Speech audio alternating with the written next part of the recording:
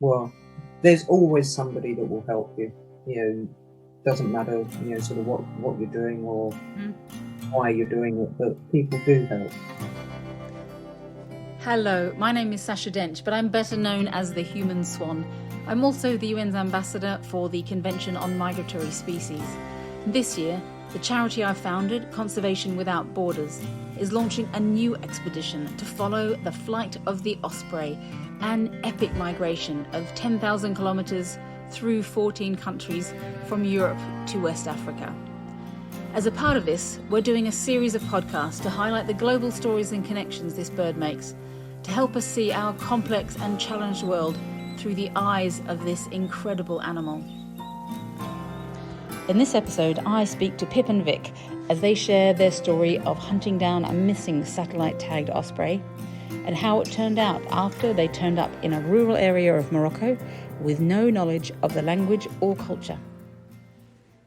Thank you very much to you, Pip and Vic, for agreeing to come on and chat to us today. We're speaking to a few people along the flyway who have had interactions with ospreys. But we'd like to start it ideally with asking each of you where your passion for ospreys came from in the beginning. I blame Roy Dennis and a Radio 4 programme he did called World on the Move. And he featured an osprey on that had been satellite tracked. And I just sort of got hooked in from there onwards. Always had a love of birds, raptors in particular, and ospreys are just so specialised that, it hooked me completely. And Vic, sort of followed along with the camera and more interested. Yes, yeah. Photography is, my main interest, but conservation, work with red squirrels locally as well, so it's all part of it. But a part of your passion for ospreys, you do occasionally watch osprey cams and keep an eye on the tracks and migration of birds some of the time. Can you tell me about the incident that drove you to drive and try and find one of these birds? Well, it started off in February of 2015 when the Kielder Osprey 7H, the satellite tag stopped working. And we were going out to Morocco anyway for a holiday. So we decided to drive down to her area and try and find her because Joanna Daly had said, that she thought that the bird was okay. It's just the tracker had stopped working. And so we drove down. Joanna is somebody that watches birds from Kielder. Is this a bird from Kielder? Yeah, Kielder 7H. Yeah. Yep. Mm-hmm. We drove down. We found her alive and well, flying around, interacting with another osprey. And of course, because I'd seen her in the flesh, I was just following her intently from then on. Wow. In October, the same year, the tracker stopped sending signals and there was obviously something wrong. Joanna Daly gave me some information and we flew out to Morocco to try and find out what had happened. Had the tracker fallen off the bird or was there something wrong? What part of Morocco was this? Was it by the coast in the mountains? Yeah, down by the coast, down at Azamar. Okay. Where we went before. There's a river mouth there. Good fishing. How detailed a position did you have of where the tracker had last given a signal? Very, very close, within within 15 feet. 15, 20 metres square, I suppose. Yeah. Something like that. So you flew to Morocco and then hired a vehicle of some kind and then set out to try and find it? Yeah. And we drove down into this very small village quite early in the morning, wasn't it? Looking around, didn't fancy climbing over people's walls. We spoke to a couple of younger ladies and, sort of showed them a picture of the bird, picture of an osprey with a tracker on its back, and they seemed okay. They seemed quite happy and relaxed, but I didn't fancy climbing over people's walls into their, fields and what have you. So we were looking with binoculars, as far as we could see in the distance, down towards the river. Mm-hmm. And then this much older chap came up to us and was very friendly and open. And managed to get over to him that I'd like to go down to the river and walk around the fields. And he escorted us down and helped us, made it easy for us to go and look for this bird. No, after he'd said we could go in there, we looked in the area of the field where the bird should have been, but it wasn't. So we sort of widened the search out in the fields much wider, and we eventually found the opposite side of the building to where she should have been. But as Pip was saying, he was well gone, and no tracker, no ring. So you found basically the remains of this bird? Yes. You couldn't tell what had killed it, because in the climate, obviously, it started decomposition. So you couldn't, beyond establishing that there were no broken bones, I couldn't find out much more. Okay. And so you were with this man that had helped you try to search for it at the time? Yes. So he was very, very open. He appeared very genuine and honest, and almost as upset as we were to find this dead bird. He was so honest and open. He actually offered Vic his driving license or passport, identity card, and said to Vic, photograph it, take a picture of it. He was that open and honest.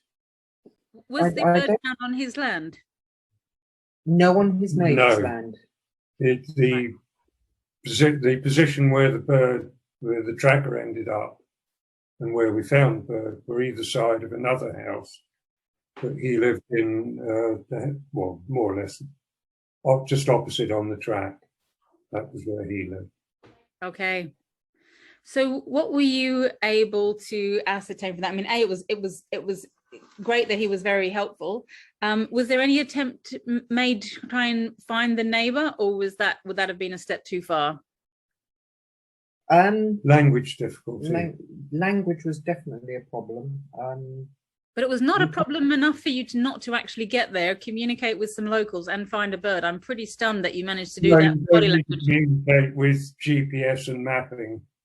You get it on Google Earth or I can't remember the name of it, but you just follow the track and you end up there.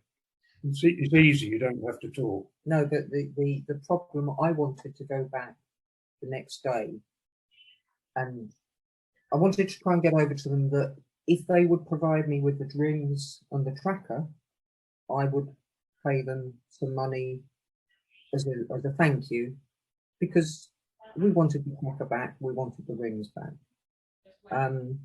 But I lost my bottle. I'm too upset to, not quite sure, upset. Possibly I may have blown the top, sort of, if they did provide me with the tracker, and, I'd have blamed somebody and got cross. There's no evidence that she was shot. Thank you. But I can't help thinking that that's probably the cause of death. They don't normally fall out of the sky. And it's not an area that was particularly full of power lines. No, there were no overhead power lines. There were low tension ones, but no overhead. There are some high tension lines going into the town. Yes, but not. They're a long way away from where the bird was. The fact that you found the Osprey without the rings and without the tracker on it.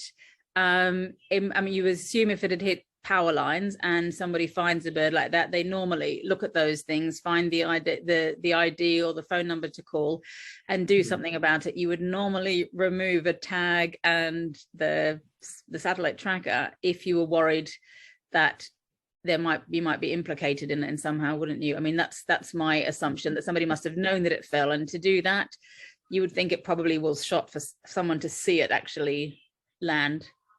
Yeah. It would be quite alarming, I think, for a rural villager to have two white Europeans turn up almost on their doorstep if they had done something like that.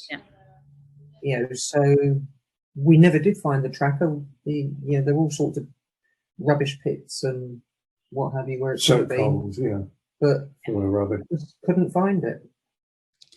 So your assumption from it is that it was likely shot, but you have no evidence of pellets or whatever in the carcass. It was quite degraded, but somebody clearly wanted it not to be found, to be taking the tracker and things off it. So it's pretty impressive in all of that that you found it at all.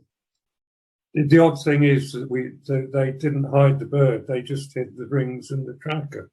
Yeah. Very odd. But yeah. One of those very, very sad things that. Yeah. So how when you found the bird dead, you were obviously very distraught about it. How did the villager who was with you respond to that? Took us into the house, sort of made us a cup of tea. The house was, obviously his pride and joy. I think it was the biggest one in the village. It was all tiled inside, and gave us a cup of tea and sort of. Asked Vic to take a photo of his ID card, etc. Well, he took us onto the roof, and we had to look round, sort of up on the roof. Had to look round, sort of at the views. And then, as we were leaving to take 7H's body off to be buried, one of the wives came up to me with a chicken under her arm, a live chicken, and gave me this chicken. Whether it was to replace 7H or whether it was for dinner, I don't know. But couldn't take it. Quite bizarre. Couldn't take it back to the hotel. God knows what the chef would have said. But that was a funny point or the only funny point in the whole trip, really. Yes. Yeah. So I guess there's different things one can take from it. Obviously, it's a pretty sad thing that so if I'm going to make the assumption that it was most likely shot, even though obviously, as you said, there is no hard evidence of that. It's sad that it does happen, but it's also, I guess, I'm finding it inspiring, the fact that there were people happy to help you, that they were super kind once they realized actually how important that bird was to you, when perhaps the locals had no idea of the kind of the state of the osprey population, for example, or that it was a bird of kind of great interest to other people. And it gives me some hope that if we can raise a load more awareness of the importance of the birds and the fact that the tracking is going on, that we can inspire more people to help. That's certainly what I found up in the Arctic, where there's also small communities who don't have very much, who are completely blown away at seeing the passion that some of us in Europe might have for a particular bird we're watching and counting, and are suddenly inspired to say, look, what can I do to help, but would not potentially have even thought about it beforehand. So no, I think they were kind. Something nasty had happened to 7H, but they didn't. They showed there was nothing to suggest that it was this old man or anything to do with him. Just the kindness and the interest. Mm-hmm. You say it is, hope. It adds hope. Yeah. I think it also adds hope that there are people like you who are willing to obviously put a bit of skin in the game and go and try to find something like this. It was something that I would have thought you probably had limited chance of success, but it was worth trying anyway. The more people in different countries across Europe, again, that are happy to do that, the more the kind of knowledge spreads as well. So yeah, thank you. And I know you said unfortunately you didn't spend a career in conservation, but you're certainly making up for that now. Well, there's always somebody that will help you. Doesn't matter, sort of what you're doing or why you're doing it, but people do help. It's yeah, great. Well, to have bonded then with the bird over that sort of experience and then have had to go and find it dead is also a bit heartbreaking. So thanks very much. You're welcome. You're welcome.